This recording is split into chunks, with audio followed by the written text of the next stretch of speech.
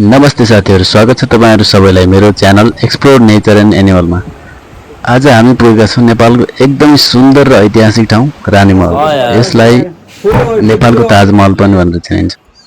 यो स्थानमा नेपाली मात्र नभई विदेशी पर्यटकहरूको आगमन पनि उल्लेखनीय मात्रामा बढेको पाइन्छ। सुरुमा यहाँ पर्याप्त सुविधा थिएन, तर अहिले भने तपाई यहाँ क्याम्पिङको मज्जा लिन सक्नुहुन्छ। साथै कालीगण्डकी नदीको प्राकृतिक आवाजसँगै रमाइलो अनुभव पनि गर्न सकिन्छ, जसले यात्रा अझै यादगार बनाउँछ। आउनुहोस् सुरु गरौँ आजको यात्रा हात्तीबजारबाट। यहाँबाट करिब 75 किलोमिटरको यात्रा पूरा गरेर हामी पुग्नेछौँ नेपालको ऐतिहासिक र रमणीय स्थल रानीमहल। सन् 1893 में जनरल खड्ग शमशेर राणाले आमा श्रीमती तेज कुमारी देवीको सम्झनामा बनाएका थिए। यो प्रेम र श्रद्धाको प्रतीक हो, जसले आज पनि यहाँ आउने पर्यटकहरूको मन टोकाइरहेको छ। यात्राको क्रममा हामी सिद्धबाबा आएका छौँ। यहाँबाट सुरुङ निर्माणको काम चलिरहेको छ। साथै घुमाउने बाटो, खोला नाला, हरियाली, सुन्दर दृश्यसँग रमाइलो अनुभव गर्न सक्नुहुन्छ।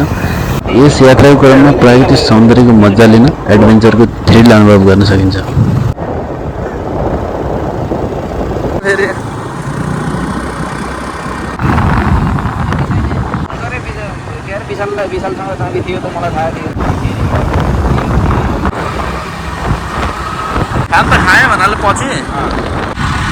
साना गाउँघर देख्न पाइन्छ, जहाँको परम्परागत घरहरूले ग्रामीण जीवनको सरलता देखाउँछ।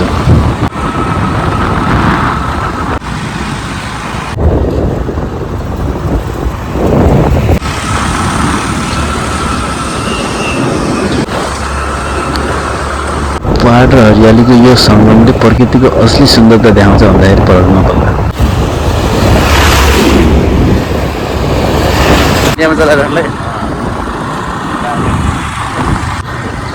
बाटो चाहिँ घुमाउरो र सानो छ, त्यसैले यात्रा गर्दाखेरि सावधानीपूर्वक ड्राइभ गर्न आवश्यक छ है।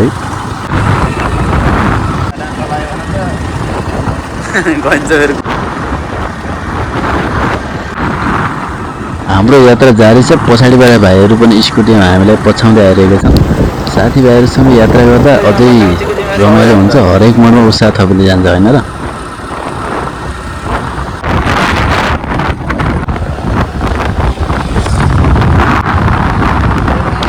अब भने उकालो यात्रा सुरु हुन लागेको छ। तानसेनको घुमाउरो उकालो बाटो। स्कुटीको आवाज पनि बिस्तारै परिवर्तन हुँदै गएको छ, जसले उकालोको चुनौतीले झल्काउँछ। तपाईहरु पनि कहिले यस्तो उकालो बाटोमा राइड गर्नुभएको छ? कस्तो अनुभव थियो त तपाईहरुको? उकालो चढ्दै गर्दाखेरि हरियाली र पहाडी दृश्यहरूले भने सबैको थकाइ बिर्सिदिन्छ हैन त। सानो इतुरको गरम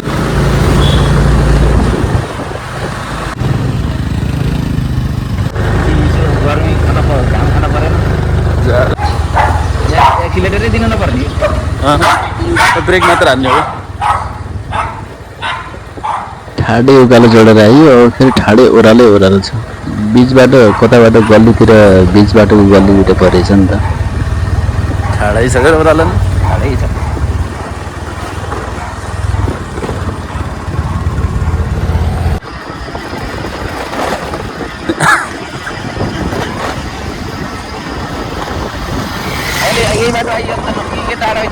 बाटो यताबाट नि रहेछ। तपाईहरु चाहिँ आउनु भयो भने यो पिचबाट नछोडिकिन हिँड्नु होला। यो माथितिर गयो भने माथि डाँडातिर पुगिन्छ। त्यहाँबाट फेरि चढ्न पनि एकदम गाह्रो, झर्न पनि एकदम गाह्रो हुने रहेछ।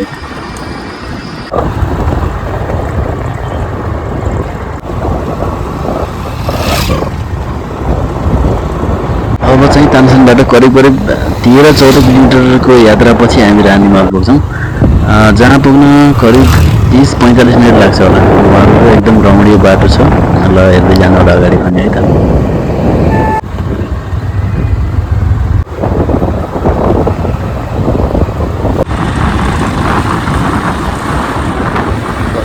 इतुर्का गर नि त।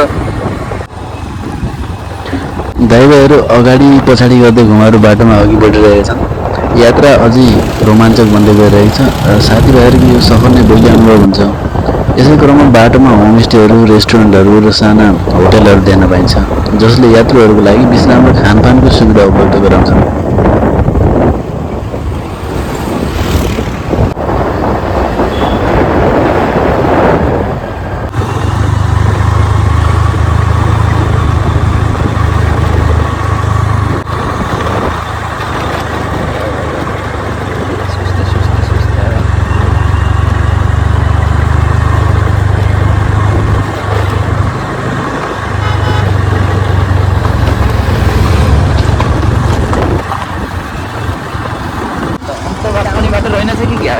कताबाट अरू ठाउँबाट अलिक सजिलो बाटोबाट ल्याउने बाटो यस्तो जग्गाबाट बाटो छैन कि यहाँबाट सिधै अगाडि गएर लेफ्ट लिने भने रेडी लगभग यहाँबाट 18 किलोमिटर अगाडि रेडी पर्छ र राइट आउने भने यो रानीमहलमा आइयो है साथीहरू।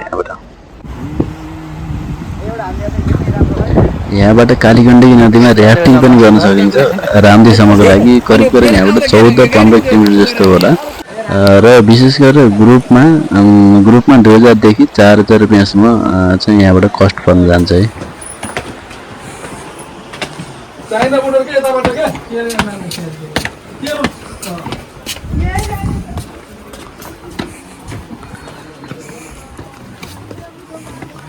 रानीमहलमा फुलै फुल रहेछ, गार्डनै गार्डन रहेछ।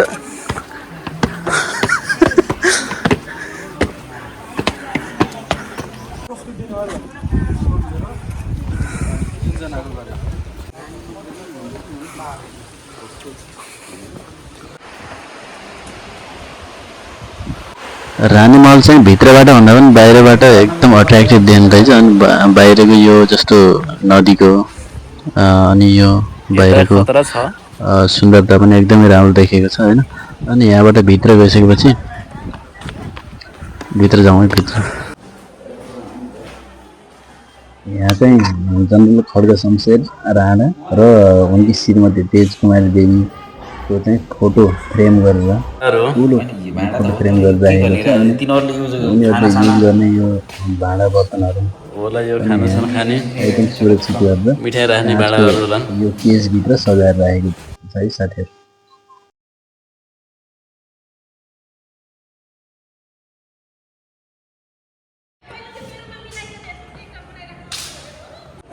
रुम त सिम्पल रहेछ त्यस्तो होइन, महलै भन्नाले त्यस्तो कसो रहन्छ।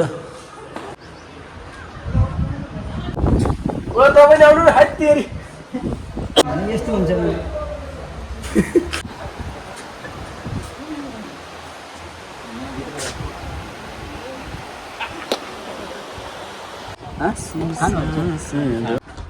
अँध्यारो छ ए तिनका पाता साता राखेको छ जस्तै।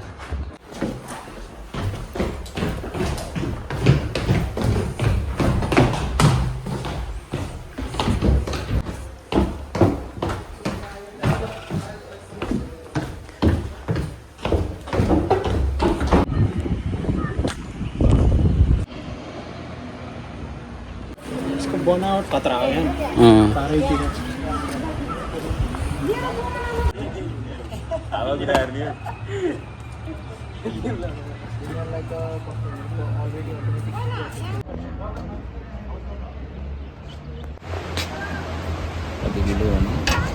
पुरानो घन्टा रहेछ होइन, कति किलो लाग्यो खै त भित्र केही पनि छैन रहेछ। गाइज रानीमहल गाइज भन्नु न।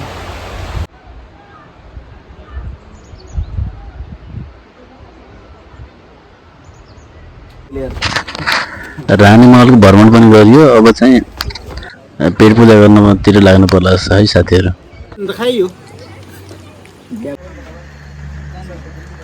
अब नास्ता पनि गर्दा गर्दै लेट पनि भयो, अब रात पनि पर्नु लाग्यो। यतै क्याम्पिङको व्यवस्था पनि रहेछ। आज चाहिँ यतै बस्नु पर्ला जस्तो छ।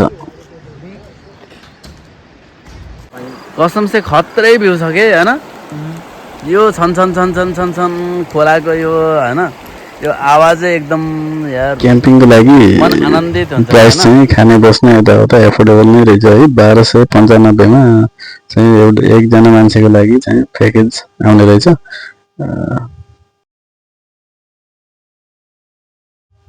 रमाइलो त खत्रै भयो, तर अब यो गीत चाहिँ यसमा एड गर्न मिलेन किन भन्दा कपिराइटको पनि प्रब्लम हुनसक्छ होइन। त्यही भएर बिना गीतकै यो डान्स यहाँ देखाउनु परिरहेको छ है। जस रमाइलो भइरहेछ।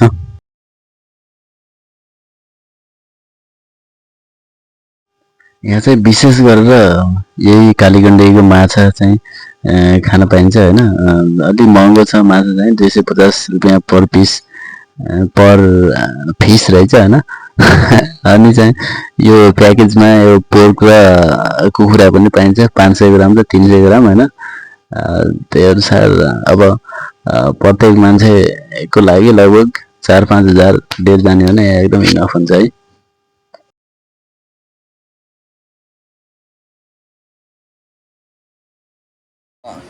अथवा यहीँ हुन्थ्यो भने यस्तो अहिले अब आएन नि यहाँ खोला रानीमहल रातिमा पनि एकदम एट्र्याक्टिभ देखिँदैछ। अनि यो टेन्टमा एउटा टेन्टमा लगभग 8-10 जनासम्म सुत्न इजिली सुत्न मिल्ने रहेछ होइन। हामी चाहिँ 8 जना थियौँ। टेन्टमा एकदम राम्रोसँग सुत्यो है रातभरि। जबले यार जाडोले गर्दाखेरि कालीगण्डकीमा स्विमिङ गर्न त सकिएन। अब चाहिँ बिहानको समय भयो होइन, चेकआउट गरेर फेरि अब घरतिर प्रस्थान गरेर यहाँबाट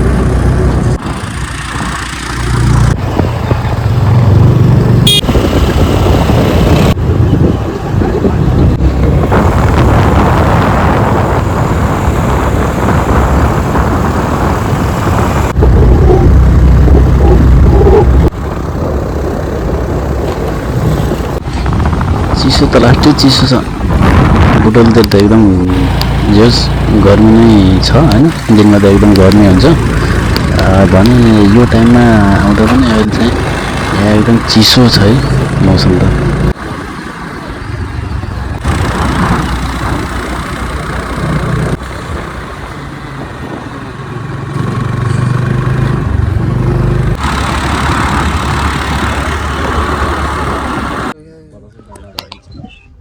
उकाली चढ्दा चढ्दै तानसेनको डाँडामा आइयो। अब यहाँबाट चाहिँ ओह्रालै जानुपर्छ। यसपालि चाहिँ बाटो नबिराइकन जानु पर्ला। यो बाटो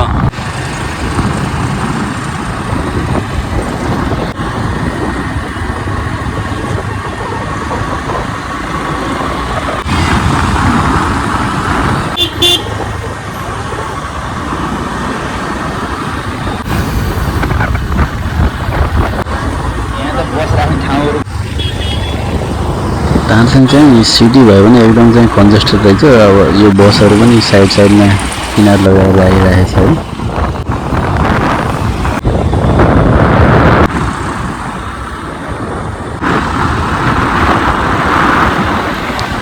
पर्यटकीय स्थल पनि भएर होला यो घर माथि पनि देख्न सक्नुहुन्छ। यहाँ एकदम राम्रो राम्रो कटेजहरू चाहिँ बनाएर राखेको छ होइन। कलाकारितालाई चाहिँ तानसेनको कलाकारितालाई चाहिँ एकदम मान्नुपर्छ। जस एकदम रमणीय ठाउँ छ, चिसो हावापानी। यो माथिको डाँडा तानसेन।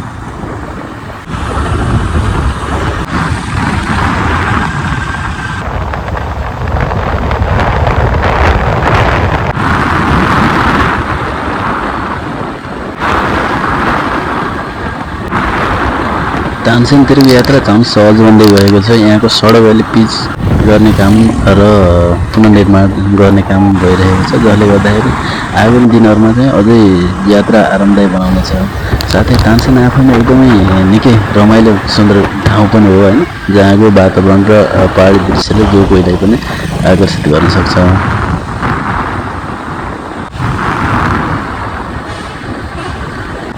ल है त साथीहरू, आजको हाम्रो रानीमहलको यात्रा कस्तो लाग्यो भने कुनै सुझाव सल्लाह दिन चाहनुहुन्छ भने कमेन्टमा लेख्न नभुल्नु होला। अर्को ब्लगमा हामी फेरि ट्राई गर्दै नयाँ रमाइलो ठाउँतिर जानेछौँ। आजको यात्रा अलिकति चुनौतीपूर्ण थियो, तर साथीहरूको मजाले गर्दाखेरि सबैजना रमाइलो भयो। त्यसैले स्टे ट्युन रमाइलो र एडभेन्चर भरिपूर्ण ब्लगहरूको लागि हाम्रो चाहिँ च्यानल एक्सप्लोर नेचर एन्ड एनिमललाई चाहिँ सपोर्ट गर्नु होला भन्न चाहे।